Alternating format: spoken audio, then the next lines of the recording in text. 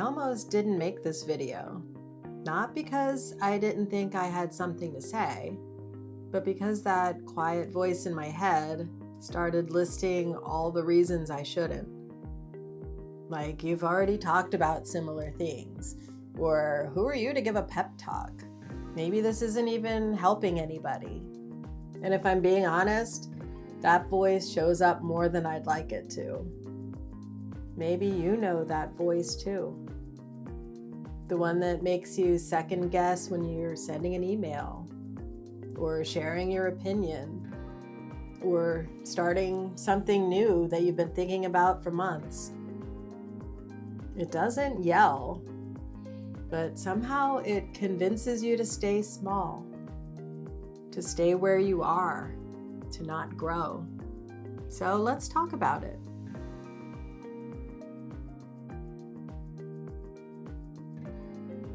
Hi friends, I'm Mary Beth. Welcome to Peace in Progress.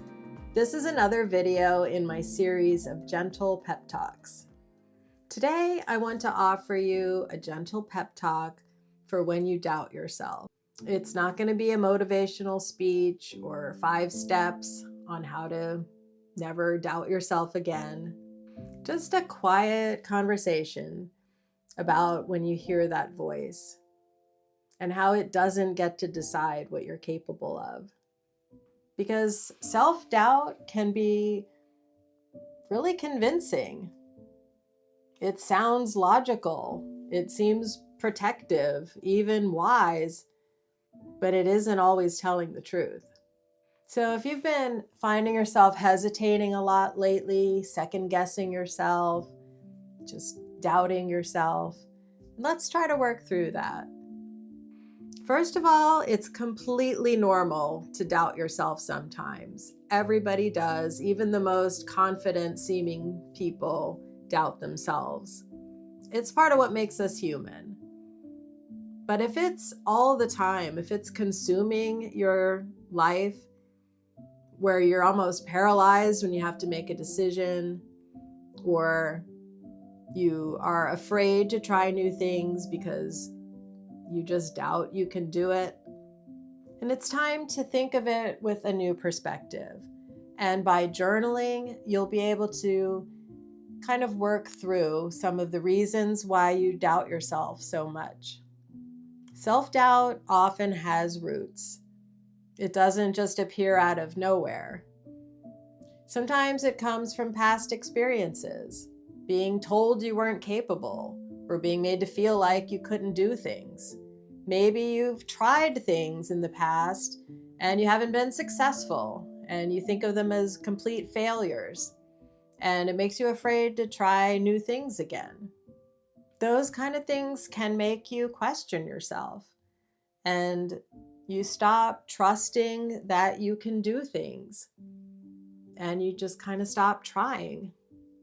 But instead of just trying to push that away and just say, no, I'm not going to doubt myself anymore, let's get curious about why you feel this way.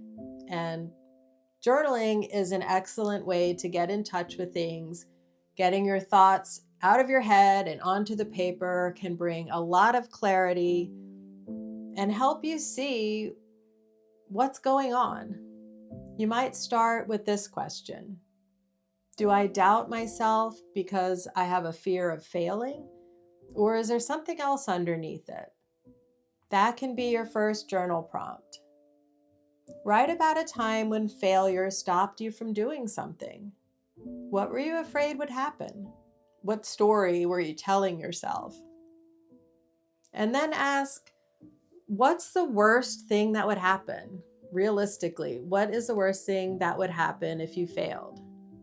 Unless the situation literally is life or death, the consequences usually aren't as serious as we make them in our head when we aren't really thinking about it, but we're just feeling it. Usually the fear is something like, I'll look dumb, I'll sound dumb, I'll make a fool of myself, or people will think less of me. The fear of looking dumb is a really common thing. Part of it is because humans are self-centered. We think that people are paying a lot more attention to us than they actually are. So by you saying something kind of dumb or looking a little silly, most people aren't giving you the the attention that you think they are. They're not going at home at night and telling the story around the dinner table. This stupid person at work, I can't believe what they said. I mean, unless it's something, that's kind of funny, maybe you'll make the dinner time conversation. But for the most part, these things come and go out of people's heads. They're not thinking about it for more than 2 seconds.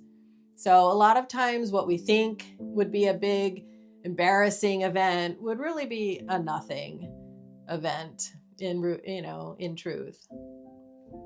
Thinking about it more clearly and again, getting that down on paper will help you see better that it's not a big deal. And it's better to try and fail than not to try at all. That is such a cliche, but it's true. If you never try, you'll never succeed. If you try and you fail, you can just try again. But we feel stuck when we need to make a decision or we need to take action, but we can't do it. Either we can't decide, we can't choose, or we can't just push ourselves to do it, and then you're just kind of stuck. You're not going to grow, you're not going to learn, and eventually you will feel like you aren't progressing. And that can be a scary thing, and it can be exhausting. This is where journaling can really help, so I hope you'll give that a try. Are my doubts based on facts or just assumptions? Just things that I make up in my own mind? Are you reacting to something that could actually happen, or are you just making up wild outcomes in your head? Grounding yourself in what's real and what things that can actually happen can help shift your perspective dramatically. Seeing it in black and white, seeing what a consequence would be, and not a crazy made, calm your mind and help you make decisions and help you move forward. And when you start journaling, you might start uncovering more things. When you get down to your core beliefs about yourself, if you're telling yourself, I can't do that, I can't start a new job, I can't start dating again, I can't do pottery, I can't learn to do new things. These are things that we have been telling ourselves maybe for a long time. So we start to believe them. When you start writing things down in your journal, these things will start to come out. If you're being honest and write anything that comes into your head, you might start to see some interesting things come out about yourself. Things that maybe you don't want to admit, but once they come out, you can deal with them. You can tell yourself that's not true.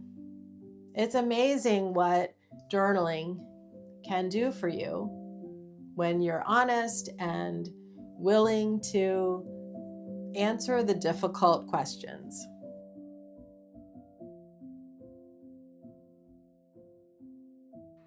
So another thing that quietly fuels self-doubt is comparison.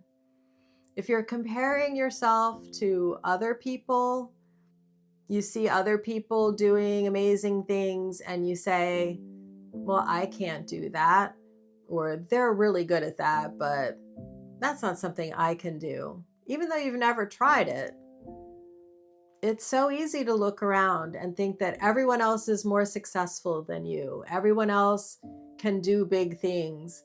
This happens a lot nowadays because of social media. People post about their amazing job promotion or their new relationship, and they're traveling all over the world together. They're going to show you the amazing parts, and they're not showing the whole story. And a lot of times what you see isn't even really true. So you can't compare yourself to this person and that person and this person and that person, because that's a whole lot of different stories and you're just one person beating yourself up because you aren't like everybody else is not going to get you anywhere. The best way to start with improving your self-image is to start writing down all the things that you are good at, all the things that you've accomplished, the easy things, the hard things, things you thought you couldn't do, things that you tried and were actually better at than you thought. Go back through the catalog of your life. I'm sure as you look back on things, there are many, many times that you've had success. And in fact, a lot of times you're the person that someone else is comparing themselves to. You've succeeded in areas that other people haven't. And it's not to say that they're better than you or you're better than them. It's just to say that we all have success. We all have failures too. And that's all part of life. Understanding ourselves and why we do things and why we believe things is really important for growth. And journaling is one of the best ways to understand yourself better. And when something doesn't go the way you had hoped, that's your opportunity to learn. Ask yourself, how can I do it better next time? Or what can I do differently so that I'll have a better outcome? If you look at what you did, you can better understand how to do it better next time. If you just say, oh, well, that was a disaster and kind of throw it in the trash and never think about it again, you won't have learned from your mistake. You have to learn from your mistakes and not be afraid to make them. Even if you make the same mistake again, get back up, try something new. It's okay. But when you start keeping track of your success and record things that you're good at, it can really help build your self-image and self-love. This is really for yourself. Messages to send through your own mind, especially when you have doubt. Remind yourself, I can do hard things. I've done them before.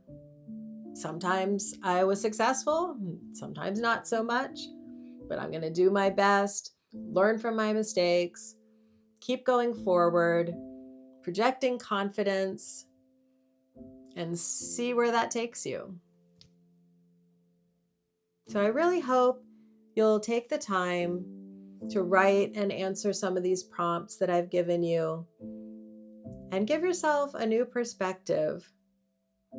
Speak to yourself kindly and don't measure yourself and your self-worth by someone else, by what they've accomplished.